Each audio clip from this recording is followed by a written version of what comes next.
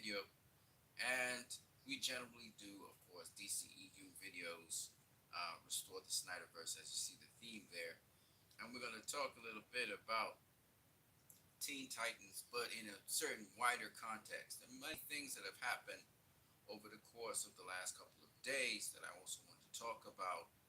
And so we're going to put it all together in a nice little package here. And I'm just getting it right into it one time. So I've done a video on faith with you guys, but I wanted to just kind of crystallize what faith exactly is. Faith is the assurance of things that you hope for, or the confidence and guarantee that you're going to get those things. That's what faith really is, even though the evidence for that is not yet there.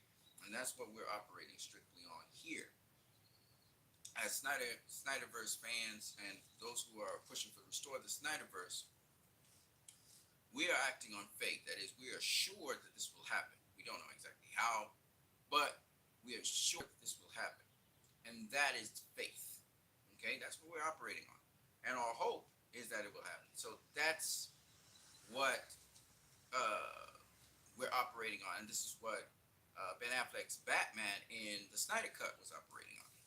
Okay, so bearing that in mind, let us look at the evidence for our faith. That is to say, nothing's really confirmed as yet, but we see things that are moving in the direction of what our faith is saying. Okay, so let's get to that. And this is just the way how the Christian pathway goes. And many other spiritual people, they operate on faith.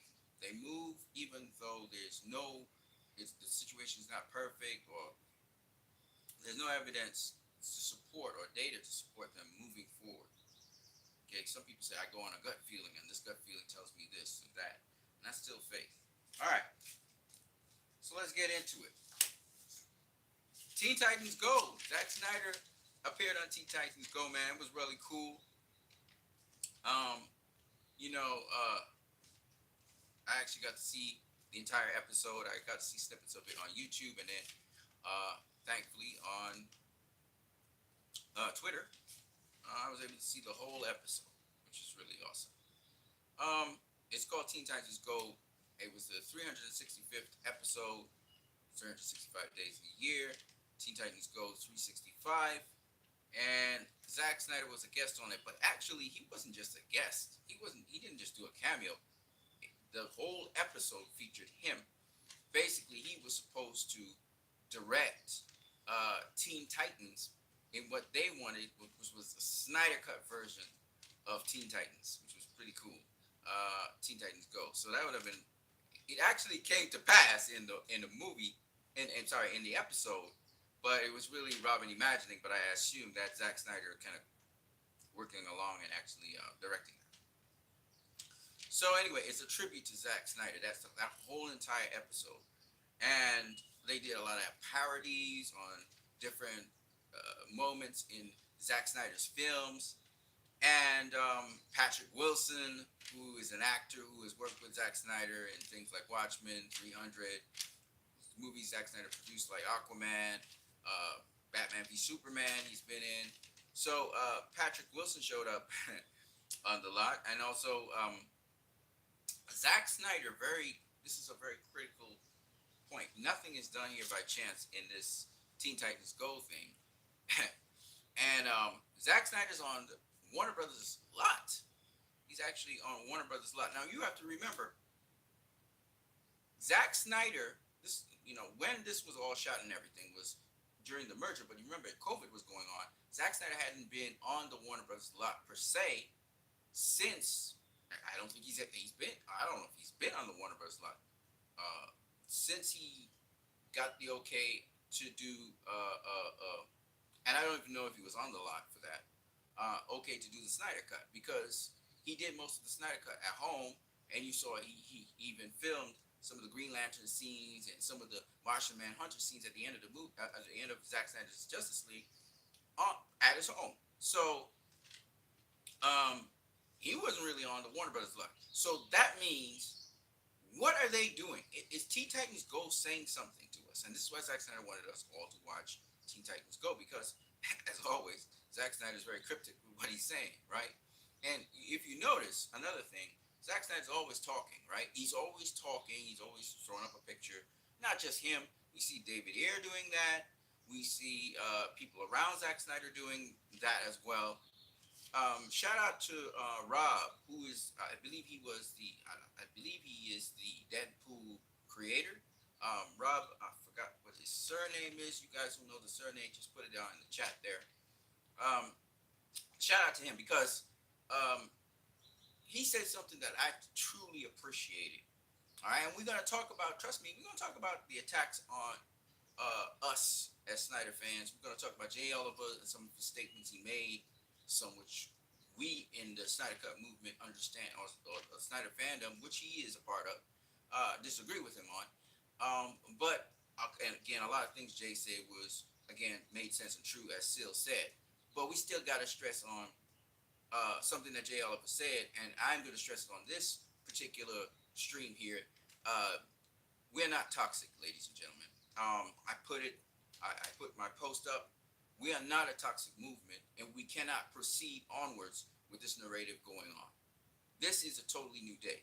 So people like Gail Simone and all these other people, listen, I have nothing against Gail Simone. What I mean by that is she's a person just like me. Um, I believe she's a great creative. She does creative stuff. You know, she's a Gail Simone, been Wonder Woman and all that.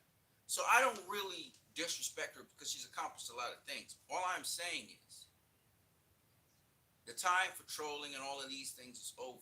This is a different regime. WBD. This is not Warner Media. This is not the old Warner Brothers lot. This is not the old narrative. We need to put away those old narratives because if we look, Zack Snyder just keeps on blowing up more and more. And if you just go right now and you Google or you search on YouTube for responses and reactions to Zack Snyder's appearance on Teen Titans Go, or just the clips of it that are on YouTube, you will see people who are not in any way associated with the movement, several different people who are not even Zack Snyder fans, and they enjoyed it. In fact, there is a Zack Snyder hater on here on YouTube who actually enjoyed that Teen Titans Go episode and hailed it pretty good because they don't really follow Teen Titans either. And they thought it was one of the better episodes of Teen Titans Go, which is crazy, right? Almost anything Zack touches, it gets enhanced. You know what I mean? Better. So that's very interesting. Now, what I'm trying to say is that we, as core fan members or the core fandom that's been around forever, listen, man, it's bigger than us now. Zack's big. I mean, and I remember back in 2001 when it was an interview with Zack, and I mean, his IP is just going up in the sky, right? Zack expressed what he would like, the film he would like to work on if he had to work on anything with Marvel. I think it was to Tyra Magnus, and he pulled down Elektra, right? So he does want to do a Marvel film. You know, if he's going to do any Marvel film, it's going to be Elektra. That's what he wants to do. And that's kind of interesting and very interesting to me. But he like literally pulled down, you know, I'm just saying. You know, so I don't limit Zack to DC only. I'm a DC guy, though. But definitely I see the value in Zack's movie. So if Zack does a Marvel movie on Elektra, by the way, I liked Morbius, and I need to go and get that. I need to go get that. There are very few Marvel films I actually get interested in and actually delve in, but Morbius is one of them. People say it's a bad film. I don't know if it's so bad. I don't think so because I like sci-fi. So Morbius is something that anyway. Let me get back to what I was saying. Shout out to Leroy Cohn. What's up, bro? Hello to you, Anson. Great episode of Teen Titans Go. Yes, sir, man. You know what? We need to chop it up either on your channel or on mine live streaming. All right, we got to get this, and we got to do it today. Okay. Now I'm not going to be able to do any more streams today. This after I'm done with this stream, I'm going off and do what I had to do. But we do need to talk about this, man. I'm so amped about it because of the the repercussions of it. You know what I mean? So anyway, yeah. So here are some of the things that I wrote down, which I believe we should talk about. So Yeah, Patrick Williams showed up, but Zack Snyder was on the WB lot. Yo, yo. Now Zack Snyder's contract, of course, with WB is, I don't think it's up, right? Henry Cavill's contract's not up. I believe Ben Affleck probably his was up after the Flash, but or it's probably up before the Flash, and he got it renewed. And I remember Zack Snyder speaking to Tyron Magnus as well, saying, hey, Ben Affleck's in, he's in the Flash, so you never know with Black Adam, which we're gonna talk about Black Adam as well. We got a lot to talk about, so we're gonna try and get through each piece, segment by segment. Okay, so basically, Zack Snyder was on the WB lot. Now that's not Zack Snyder that year. And Zack Snyder, talking to Tyron Magnus, said, "We'll see what Discovery has to say about this." Remember when he talked about, Warner Brothers wasn't talking to him at all. They weren't communicating with him at all before the Snyder Cut, because before the Snyder Cut was released, he had heard nothing from them, and then afterwards, he heard nothing from them. Of course, that regime didn't want to continue with Zack Snyder. They called it a cul-de-sac, right? I hope Henry appears in Black Adam. Yes, sir. Absolutely. I have the faith to believe that he will. So I believe, even though I don't have concrete evidence of that, I've been listening to Seal and to Mikey Sutton, particularly those two guys, which they have a pretty decent reputation. And I do believe that that's going to happen. Now, there are other guys out there like War Stew, who War Stew's kind of trying to throw shade at Seal and Mikey. I don't think you should do that. Seal doesn't mention anybody. Mikey doesn't mention anybody. They don't try to. But War Stew also, he's usually on the ball, but I don't know his sources. So, but anyway, don't forget to smash the like buttons. You do help me out by smashing the like button if you can. But if you don't want to, it's no biggie. I don't trip about nothing. We can have conversations. You don't have to smash the like button. Okay. So anyway, what I was saying is that with Zack Snyder, 12 minutes in already, and I got so much to cover. With Zack Snyder,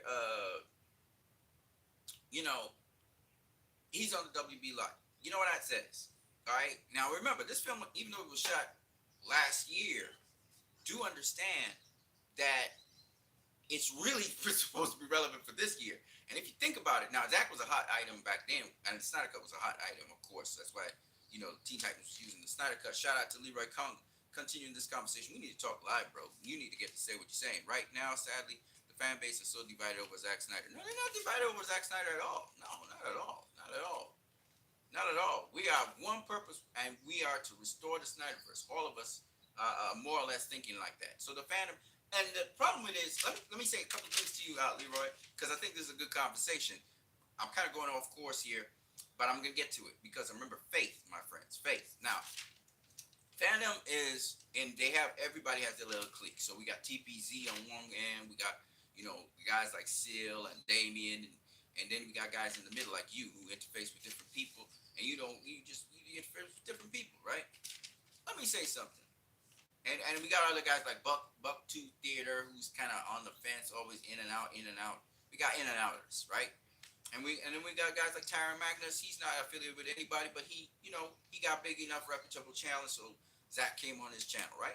Okay, let me say something about this real quick, right? The fandom, I have, some people who come up on my feed like Mick D, who's from TPZ and so on.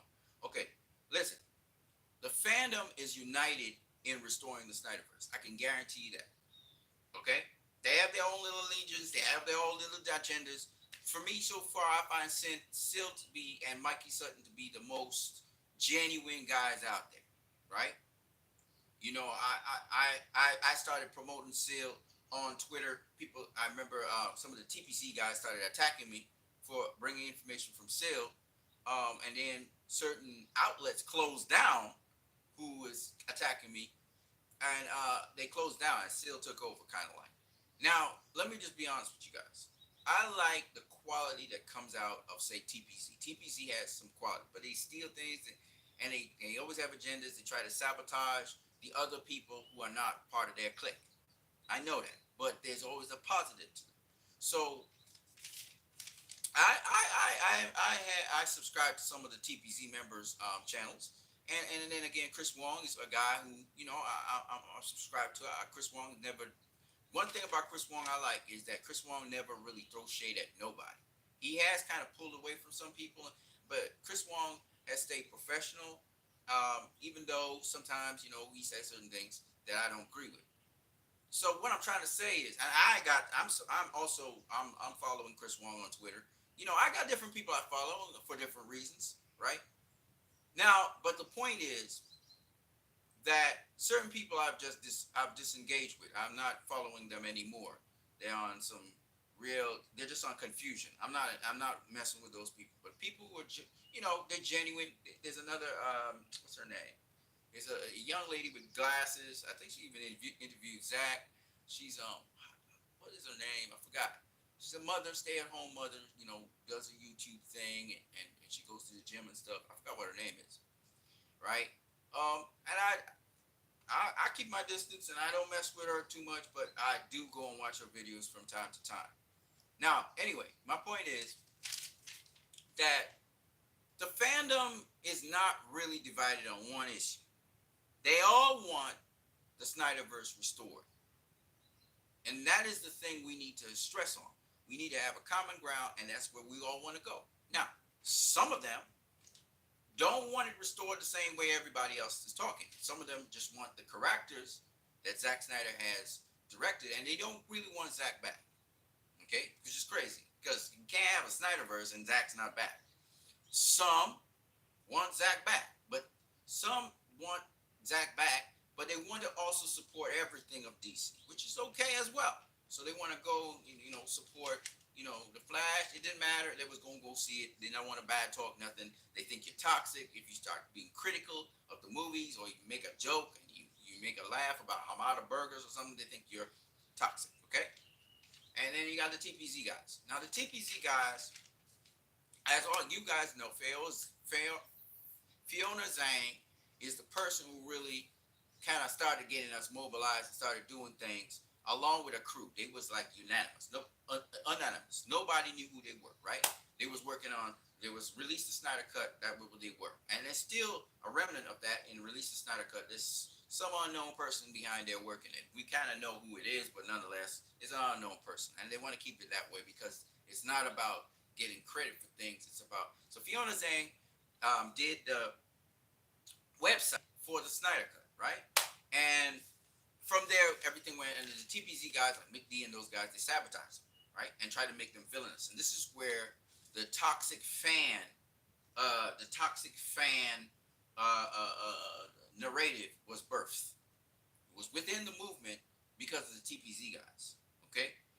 You remember, if you watch the Marvel film, Captain America Civil War, they tried to gut you from the inside out. So they had people, TPZ guys, who was linked to the Warner Media or the old regime. Some of them actually, they DC fans, but they really not. They came in after, right? They wasn't people from the beginning. So what's going on is, though they did help. They organized, DC fandom and things like that. Even though Fiona Zhang and the original idea, I think, was Fiona in there, right? So this toxic fan thing, which needs to be squashed, came from them. Okay, they started, and then we heard the media picked it up, and then Ann Sarnoff is the one who made it official. She made a statement where she spoke stupidly, and first she said that the Snyder Cut would be a cul-de-sac, so they're not continuing with that, which was dumb. I understand they had plans, but you got to think what you saying. You know what I mean? You got to say it and then she went on to say, when asked about toxic fans and the fandom and stuff, she said they will not be tolerated and blah, blah, blah. And she should have thought a little bit more, because what she did was she endorsed the narrative of toxic fans. And you don't, listen, man, you don't make money other than through fans. They're your customers. You don't go saying, oh, you have to be careful how you say. What she should have said was any person, not these fans, and isolate them and isolate a group of people, because that's what they labeled all of us as toxic fans. And I saw Jay Oliver try to defend Gail Simone, and I have the receipt. Do I have the receipt still? No, I don't have the receipt still, but it's on there. And he started talking about we need to get our shit together because because it's getting out of hand with these toxic fans, even though they're minority and they're very vocal. And I'm like, what are you talking about, Ninja? That the narrative is out of control, not the fans. I interact on Twitter regularly, and some fans are somewhat pessimistic, and some of them, they start to lose hope and stuff. Lyricon says, "I'm no toxic fan. I'm a true fan." Yes, sir. I know you are. You're a real DC fan. The real one, not the fake one, the real one. Now, the point is, what I'm making is, toxicity is not in disagreement. Toxicity is also not in saying something that's negative when it is true, which you're pointing out. In the Snyder Cut movement, we have watchmen, we have watchers, people who watch what's going on and try and guard. We have people out there who are inspirational and creatives. So you'll have people who draw art and all these kinds of things and put it up. And then we have people who, a majority of the Snyder Cut fandom, they are placating Warner Brothers continuously and relentlessly to restore the Snyderverse. Right? That hashtag is so famous now on Twitter. It's dominated Twitter for years. Okay? Since it's a year. Since 2021, right? It's about a year. But the point is, it's dominated Twitter. Okay? And they have not let up. When I left Twitter for a while because I didn't have a phone, whatever, I came back, it was still going. You cannot take these foot soldiers who've been pushing so hard when other people have not been pushing on that vein and criticize them and call them toxic. You can't do that. Some of them do some toxic behaviors sometimes, okay? But they have a justification for it. For example, boycott Warner Brothers is not necessarily, it's very negative, okay? It's not necessarily the most wholesome thing in the world, depending on where you are raised in your culture. But sometimes there is a time when people rally to boycott things. Remember the Writers Guild problem that they had, and it was a strike? People struck out. They boycotted certain things. There's a time and place for everything under the sun. Okay? But my point anyway is, I don't believe that we need to orchestrate a boycott. Even, I don't think it was that severe.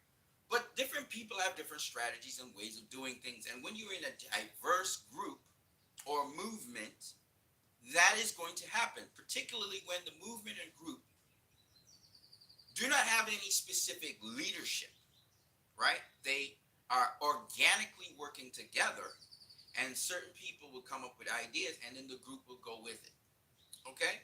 Which is very unique, by the way. This group has done a lot. Yes, the leader, the marshal of the forces is kind of Zack Snyder. But remember, Zack Snyder wasn't the first person to lead the group. If we do remember, it was common people, cosplayers, who went down to Warner Brothers, the first movement, the first action that was taken. Okay, we had protests online and all of that. All right? Release the Snyder Cut was a hashtag that was started by a member, I think it was from Scotland or somewhere in the UK, or in the UK. Okay? My point being, this particular group, which kind of release the Snyder Cut icon on Twitter, they sort of orchestrated different things. They were doing it, and then the TPZ guys kind of took it away to some replay, but they're back again. Now, but my point is that people in the movement, why we all work together as one in many respects and are great, is because we all have a common agreement on different things. And we know when something's right and when something's wrong. And that is why no one person needs to lead the group, because the group in and of itself collectively agrees on a lot of things and then collectively acts on them.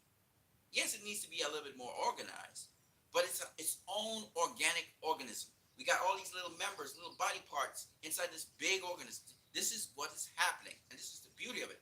Now, some people, they're trying to exploit it, and they're trying to harness the power and keep it to themselves. That's not what this is. This is a beautiful thing that's happening. It's a movement.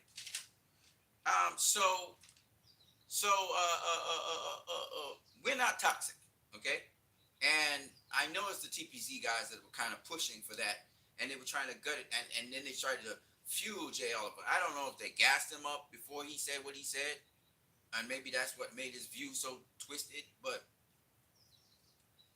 Jay is an awesome guy, and no, we are not toxic. No, there's not a vocal minority that's toxic in the group either. I disagree with that. And furthermore, I put my foot down on Twitter, and I'll put my foot down here. This talk about toxicity needs to end. Okay? There are far more fans in other fandoms doing far more crazy stuff. The people in the Restore the Snyderverse movement are not threatening people's lives. Like I see other people, I'm hoping that certain people die. It's nobody in the fandom. They're crazy in terms of, they will say suck it Warner Brothers, or they'll say things like boycott Warner Brothers. But when Warner Brothers was so toxic itself internally, we could understand that. We could understand people saying boycott Warner Brothers. We could understand that as a group. We could understand people speaking their minds like that. That makes sense. It has its place because of when we heard the kinds of things that were going on in Warner Brothers. Absolutely, I can understand why certain people felt the way they felt.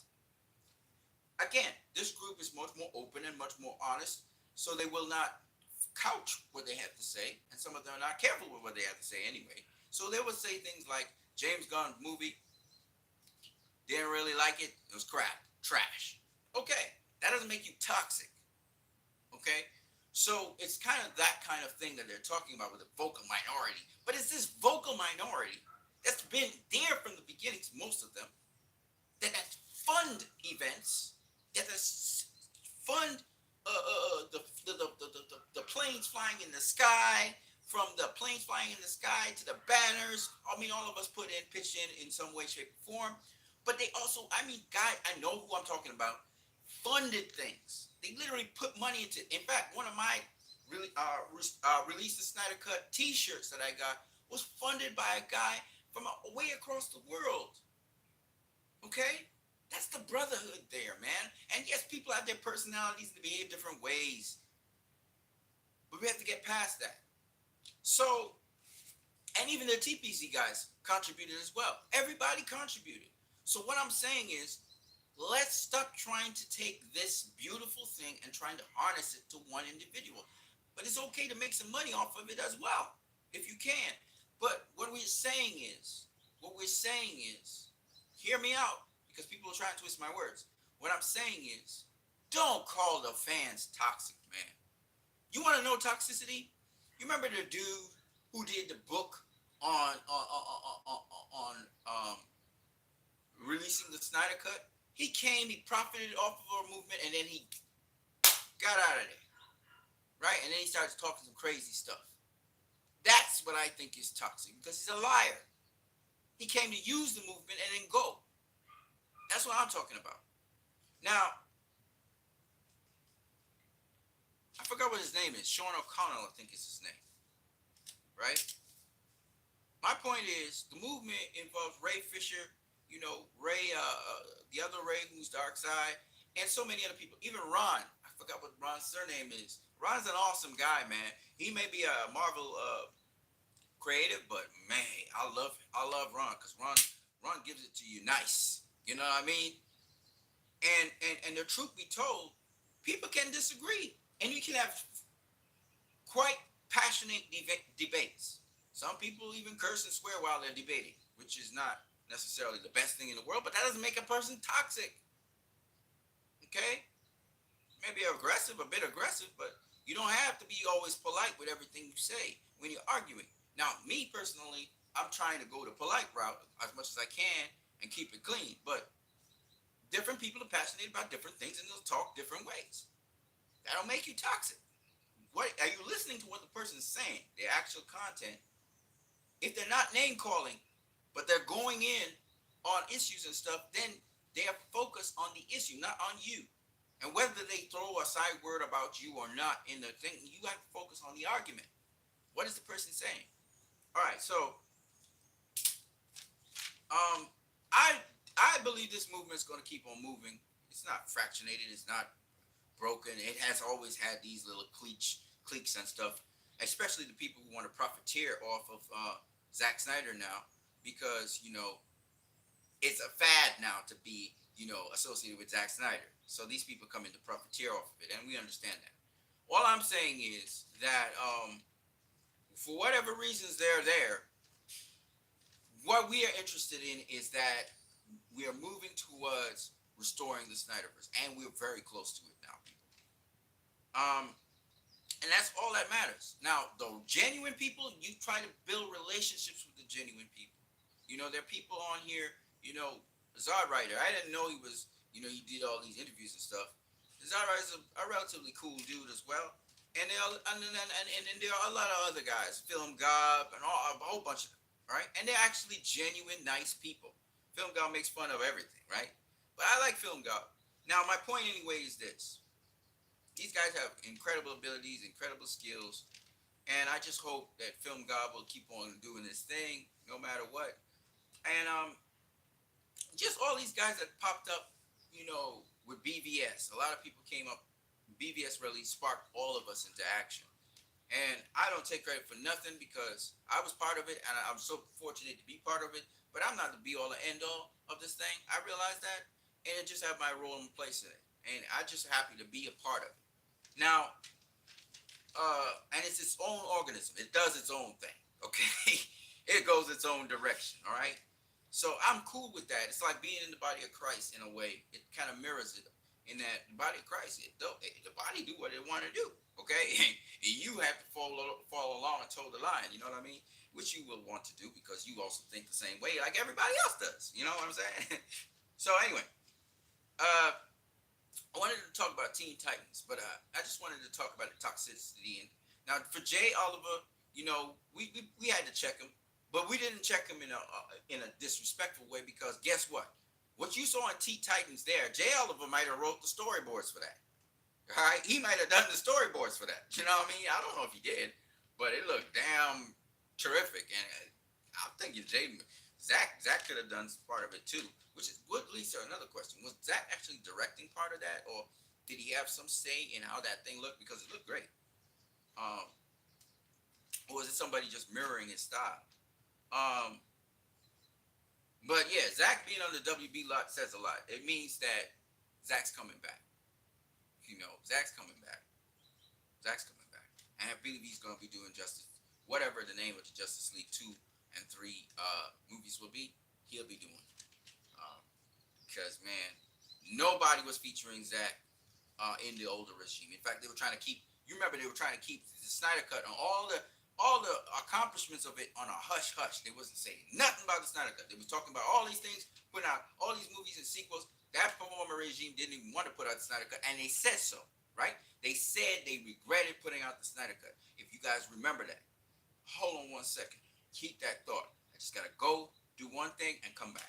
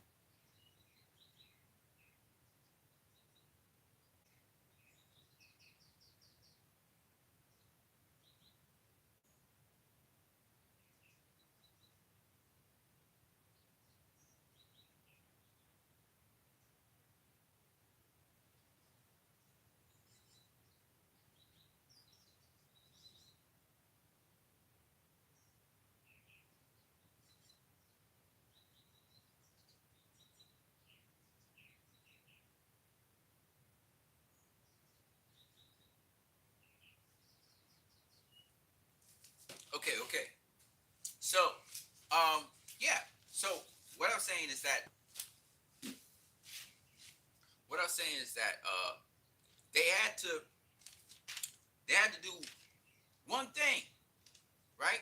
Zach being on the WB lot, they had to do one thing, and they didn't want to have a sequel to the Snyder Cut, and they said they regretted it. But let me say this. Let me say this.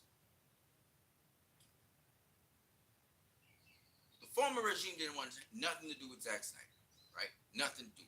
But they were still borrowing pieces of his style, right? Here now we just suddenly see Zack Snyder popping up on Teen Titans, right? Here's another thing I thought was very interesting. I don't know if you guys saw the entire Teen Titans episode. Some of you did. But David Zaslav, remember the words of David Zaslav in the investor meeting? He said, we're focused on the Trinity, Superman, Batman, Wonder Woman. And then he added in Aquaman. Remember that in the investors meeting? And so interesting. I mean, it's so interesting that the Teen Titans echo that exact sentiment. He said, Zack Snyder, the guy who directed Superman, exactly in the order, Batman, Wonder Woman, and Aquaman. And he's so fine, blah, blah, blah, blah, blah, blah, right? I thought that was a very, very, very, very interesting moment, right? And they keep on talking about the Snyder Cut, and that's the focus of Teen Titans. And then the other thing I thought it was really interesting was that you do understand Teen Titans is a kids show, right? Means kids would be watching this, right? So if kids are watching Teen Titans, they're going to ask questions, right? They're going to ask questions. Now, they know Zack Snyder's name floating around there. And now to see an episode with Zack Snyder in it, which, by the way, Teen Titans hasn't had a lot of featuring of people. They feature like superheroes and stuff like that. People. Teen Titans, they did do Stan Lee at a certain time. I saw one episode with that. But the point is, they haven't used the actual people. This is Zack Snyder comes there. Why is Zack Snyder coming on Teen Titans? Why is Zack Snyder coming on Teen Titans, y'all? For the kids to see him. They need to know who's the birth of the DCEU. This is the guy that birthed it. It's the father of the DCEU, right? All right. Now, remember, all of this is happening this year, right? What just happened before that? Right? Remember the series of news that I was talking to you guys about? Let me break it down. So, first, Ben Affleck ends up being in Aquaman, right? Batgirl's canceled, right? Supergirl movie's not going on. Okay. Then we hear that there are reshoots to The Flash. We knew there was reshoots to Black Adam for a while since the merger. Now there's reshoots to The Flash, extensive, and we keep on going, right? According to Sil Abdul and Mikey Sutton. And then we hear Aquaman's pushback. The Flash was pushed back, and so on. Now here's the thing. Teen Titans is showing you that Zack is the main focus of their movie. And in that, there's another thing they say, which is very cryptic. They say, we like your style. So Zack's like, should I do,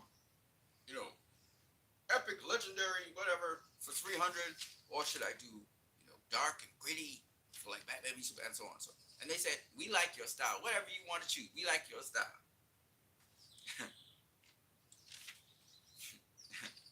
And if you do remember, Zack put up a cryptic post in which he talked about a barber shop. Remember that with the haircut thing? Remember haircut? So it's a play on cuts, of course, and Zack is in that. So he gives him a haircut. That's really the bottom line. But before he gives him a haircut, we see Zack's version of Teen Titans taking on Darkseid, right? It's crazy, right? And obviously anybody watching that it's gonna be like, whoa, shoot, that's lit, right? And we saw reactions online, YouTubers showing their reactions online, and they were very, very impressed. In fact, like I said before, a hater, he actually turned around and said, "Man, I miss Zack Snyder." He said he missed Zack Snyder, which was really funny to hear. And him also say that that was very impressive. It was one of the best Teen Titans shows out there. Now, uh, it leads to another question. It's just something that just flashed through my mind, and I find it very interesting. You can see now how the DCAU and the DCEU could actually cross over with each other. Because if you think about it, the emojis that they have, or the icons that they have not emojis or icons, they're called avatars. The avatars that they have in HBO Max, you have Superman, Batman, Wonder Woman, Aquaman, Cyborg, Flash, right? Those avatars are there. And if you look, and they also have some others, right? But the thing is, those main avatars are there. And not only are they there in the form of the DCAU counterparts, but you also have the DCEU counterparts. And if you do know anything, there's always, the fans will always take like a DCEU picture that you get, and then they would do the DCAU counterpart. Well, look at this.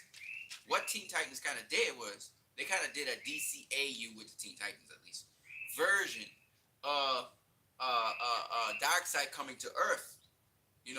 Remember Darkseid said at the end of the Snyder Cut, he said,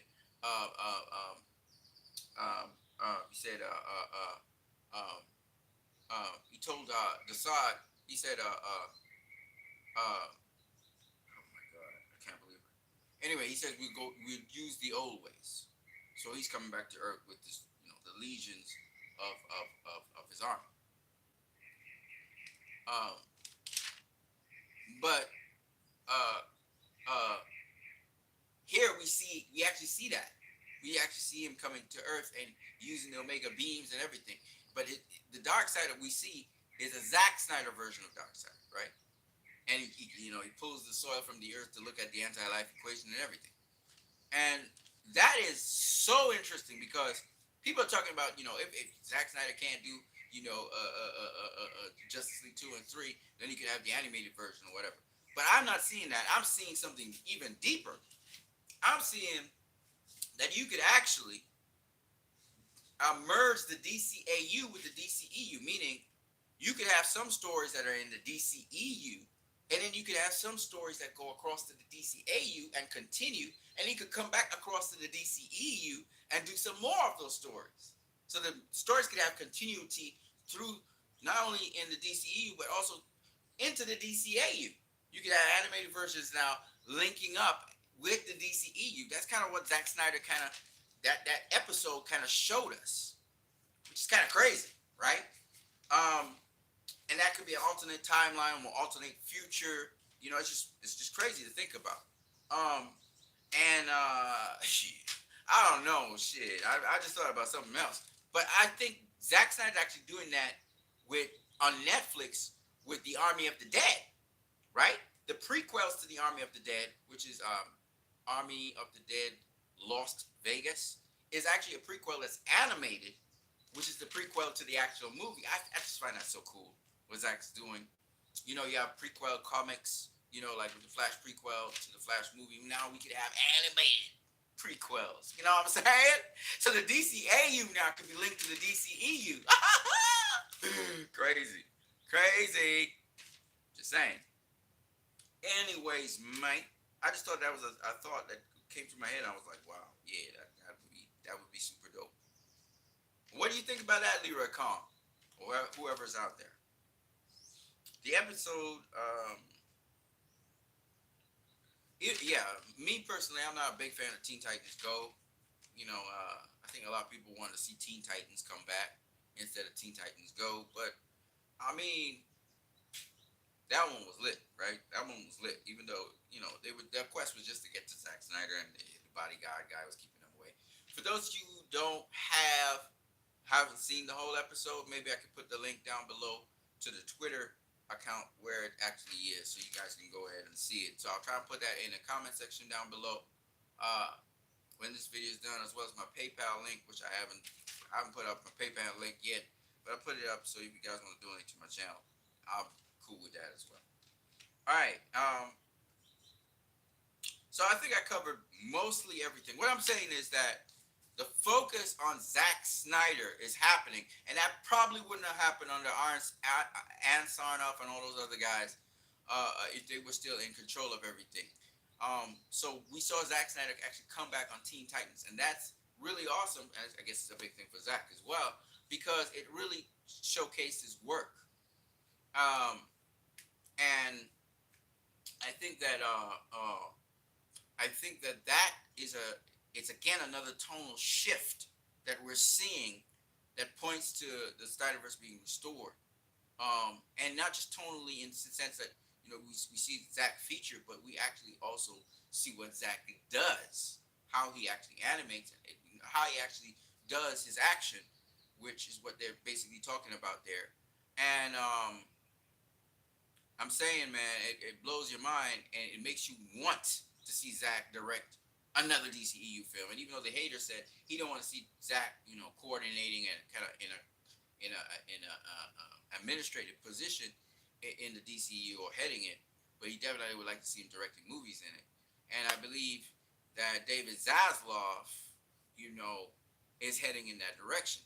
And what makes me think so is because the former regime wasn't even going to allow Zack to even do anything with Teen Titans like that.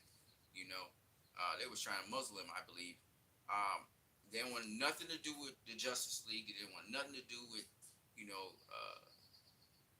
Zack Snyder, pretty much. They're trying to flush him out and just get rid of him. And it don't look like that now. It doesn't look like that at all. So we work in faith, okay? We work in faith. We push forward in faith.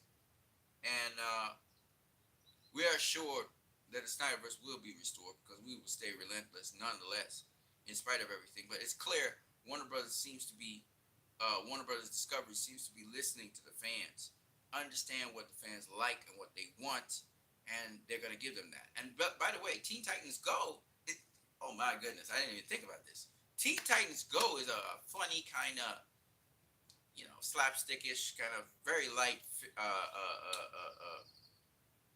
set of shows. And to get Zack to fit that in and fit in also seriousness and just the level of epicness into that show shows you that you can kind of have those elements in the Snyderverse. And remember, Shazam is kind of like a Teen Titans Go kind of guy, right? It's kind of like that. Well, Teen Titans Go is kind of worse, but nonetheless, kids like Teen Titans Go though. So my point anyway is that Shazam can fit in this universe. You see what I'm saying?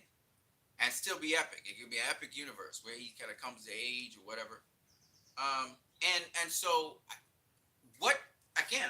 Every time I look at these things, my mind, I'm not a big fan of Teen Titans Go. I'm not particularly a big fan of Shazam, and his movies, even though I like David Sandberg. But Shazam in with the Justice League, he's still going to be Shazam, right? But the epicness would make the whole thing, the mix. So he's going to bring levity to the situation. The mix is going to be just beautiful, right?